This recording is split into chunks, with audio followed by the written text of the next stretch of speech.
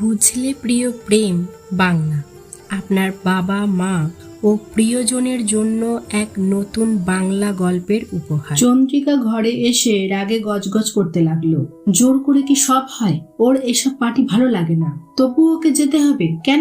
ওর ইচ্ছে বলে কি কিছু নেই? রেগে ঘরের এ প্রান্ত থেকে ও প্রান্ত পায়চারি করতে লাগলো আর বিড়বিড় করে বলতে লাগলো, সব হয়েছে রিদ্ধির জন্য।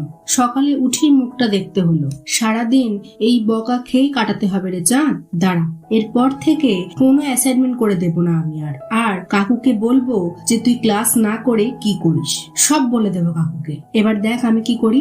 চন্দ্রিকা সেনগুপ্তকে বকা খাওয়ানো দেখাবো মজা। রিদ্ধি বাড়িতে ঢুকতেই দেখলো তিমির বাবু ড্রয়িং রুমে বসে পেপার পড়ছে। রিদ্ধি বাবার দিকে না তাকিয়ে সিঁড়ি দিয়ে ওপরে উঠতেই যাচ্ছিল।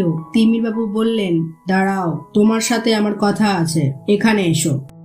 রিদ্ধি আর কি করবে, চুপচাপ এসে বাবার সামনে দাঁড়ালো। তিমির বাবু পেপারটা রেখে রিদ্ধির দিকে তাকালেন, তারপর গম্ভীরভাবে বললেন, তোমাদের হুডকে আমি ফোন করেছিলাম, ব্যাস হয়ে গেল।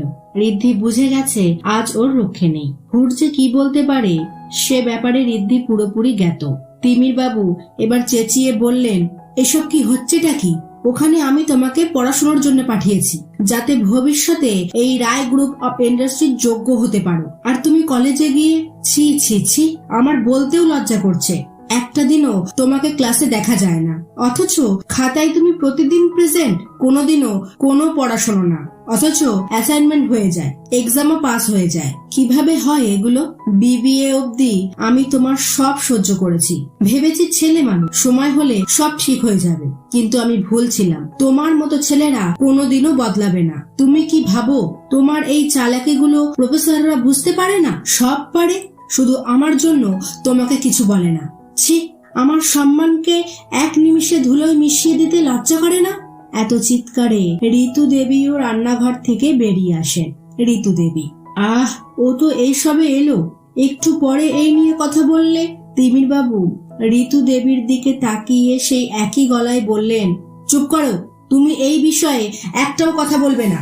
আজ শুধুমাত্র তোমার জন্য আজকারা পেয়ে মাথায় উঠেছে। তারপর ঋদ্ধির দিকে তাকিয়ে বললেন, কি হলো, চুপ কেন? উত্তর দাও। পড়াশোনা তো কিছুই করো না, একবার তো আমার সম্মানের কথা ভাবতে পারো। ঋদ্ধি, আমি তো তোমাকে আগেও বলেছি বাবা, এসব বিজনেস আমি দেখতে পারবো না। আমার একটা আলাদা স্বপ্ন আছে, তুমি জোর করে এইসব আমার ঘাড়ে তুলে দিলে তো হয় না। আমি পারবো না তোমার বিজনেস সামলাতে। তিমির বাবু, কি পারবে না তুমি? তা কি পারবে তুমি? আমার সম্মানকে বিক্রি করে ওই রাস্তায় দাঁড়িয়ে লোফারদের মতন গান গাইতে?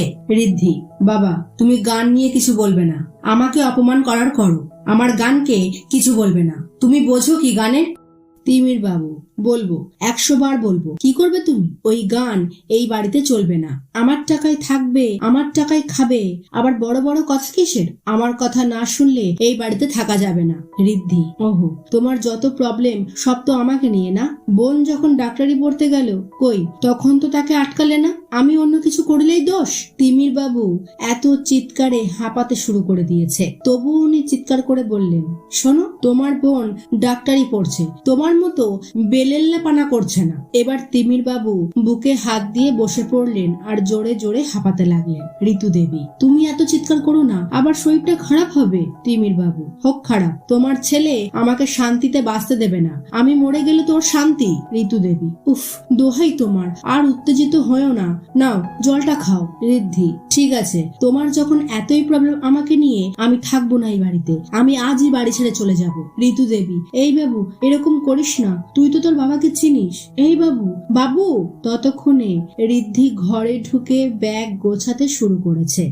এই সবে তুলিকা, ঋদ্ধির বোন, বাড়িতে এলো। ও তো বাড়িতে ঢুকতেই হকচকিয়ে গেছে। বাবা সোফায় বসে হাঁপাচ্ছে, মা বাবু বাবু বলে চিৎকার করছে। ও মায়ের গলা শুনে এইটুকু বুঝতে পেরেছে আবার দাদাকে নিয়ে কিছু হয়েছে। এই রকম ঝামেলা প্রায় প্রতিদিন সকালেই হয়, কিন্তু কি হয়েছে আবার, এটাই প্রশ্ন। ও আর সময় নষ্ট না করে জিজ্ঞাসা করলো, কি হয়েছে বাবা, তুমি হাঁপাচ্ছ কেন? মা, কি হয়েছে? ঋতু দেবী, এই তুলি, দেখ না, তোর দাদা আবার বলছে বাড়ি ছেড়ে চলে যাবে, তোর বাবার কথায় রাগ। তিমির বাবু, যাক যাক, দূর হোক বাড়ি থেকে। তুলিকা, বাবা তুমি শান্ত হও। ঋতু দেবী, তুলি তোর দাদাকে আটকা। তুলিকা, মা তুমি শান্ত হও, কেউ কোথাও যাবে না, তুমি বাবার কাছে বসো, আমি দেখছি। তুলিকা ওপরে ওর দাদার ঘরের দিকে যায়। বলা বাহুল্য, এর আগেও অনেকবার ঋদ্ধি বাড়ি ছেড়ে যাওয়ার চেষ্টা করেছে, কিন্তু কোনো বাড়ি সফল হয়নি। প্রত্যেকবারই তুলিকা কোনো না কোনো ভাবে আটকে দিয়েছে। ঋদ্ধি তো ঘরে ব্যাগ গোছাতে গোছাতে গজগজ করছে, চলে যাব, আর কোনোদিনও এই বাড়িতে আসবো না। যখন টিভিতে আমাকে গান গাইতে দেখবে তখন বুঝবে কি ভুল করেছিলে। তখন আমার হাতে পায়ে ধরলেও আমি এই বাড়িতে ফিরবো না। আমার টাকাই খাচ্ছে, খাবো না আমি। তোমার টাকা তোমার কাছেই রাখো, আমি তোমার সম্পত্তিও চাই না। আমি এক মুহূর্ত থাকবো না এই বাড়িতে। কি আছে আমার এই বাড়িতে যে আমি থাকবো? আমি পেছন থেকে শব্দটা শুনতে পেল ঋদ্ধি। ও বুঝে গেছে এটা তুলিকা, আর কি কারণে এসেছে সেটাও ওর কাছে স্পষ্ট। ঋদ্ধি ওর দিকে প্রচন্ড রেগে এগিয়ে গিয়ে বলল, শোন, এবারে আমাকে আটকানোর চেষ্টা করিস না। এবার আমি তোর কোনো কথা শুনবো না। আমি যখন বলেছি যে বাড়িতে থাকবো না তো থাকবো না। না না না না না। ঋদ্ধি আলমারি থেকে জামা বের করতে গেলে তুলিকা সামনে এসে দাঁড়ায়। ঋদ্ধি, তুলি, আমার কিন্তু এবার সত্যি ভালো লাগছে না। এইভাবে তুই প্রত্যেকবার আমাকে আটকাতে পারিস না। তুলিকা, সব পারি। উফ, তুইও না? আচ্ছা বস, কথা আছে। ঋদ্ধি, না না সর, আমি আর বাড়িতে থাকবো না। তুলিকা, তা কোথায় থাকবি? রাস্তায়? ঋদ্ধি, আমার অনেক বন্ধু আছে, তারা না তোর বাবার মতো নয়। কথাগুলো খুব চেঁচিয়ে বলল, যাতে বাইরে থাকা তিমির বাবুও কথাগুলো শুনতে পায়। তুলিকা, আমার বাবা তোরও বাবা হয়। ঋদ্ধি ভাবলে শূন্যভাবে তাকিয়ে আবার চোখ ছোট করে বলল, আমি কিছু মানি না, তুই সামনে থেকে সর। তুলিকা, তুই না মানলেও ডিএনএ চেঞ্জ হবে না। ঋদ্ধি, এই তুই ডাক্তারি পড়ে বড্ড বেশি জেনে গেছিস, তুই যা এখান থেকে, আজকে আমায় কেউ আটকাতে পারবে না। কথাগুলো আবার বাইরের দিকে চেঁচিয়েই বলল। তুলিকা, না যাব না। আচ্ছা তুই বাবার কথায় রাগ করে পালিয়ে যাচ্ছিস, তার মানে বাবাই তো জিতে গেল। ঋদ্ধি, উফ, এখানে হার জিতের প্রশ্ন আসছে কোথা থেকে? আর আমি পালাচ্ছি না, আমি আমি আমি স্ব-ইচ্ছায় গৃহত্যাগ করছি। তুলিকা, ওটাকেই পালানো বলে। আর তোর পালানোর মানে হলো তুই বাবাকে ভয় পাচ্ছিস আর সেই জন্যই লুকাতে চাইছিস। ঋদ্ধি, শোন, এই ঋদ্ধি কাউকে ভয় পায় না। তুলিকা, তাহলে পালাচ্ছিস কেন? ঋদ্ধি, আমি পালাচ্ছি না। তুলিকা, তুই পালাচ্ছিস, আর তুই বাবাকে প্রমাণ করতে পারবি না সেই ভয়েই পালাচ্ছিস। ঋদ্ধি, মোটেও না। আর কি প্রমাণ করতে পারবো না? তুলিকা, যে তুই একজন সুপার সিঙ্গার হতে পারিস, সে ট্যালেন্ট তোর আছে। ঋদ্ধি, সে তোর বাবা বুঝবে না। তুলিকা, উফ, ওটা তোরও বাবা, আর বুঝবে না কেন? বোঝালেই বুঝবে, কিন্তু তোর তো অপেক্ষা করার মতন সময় নেই, এখনই লেজ গুটিয়ে পালাচ্ছিস।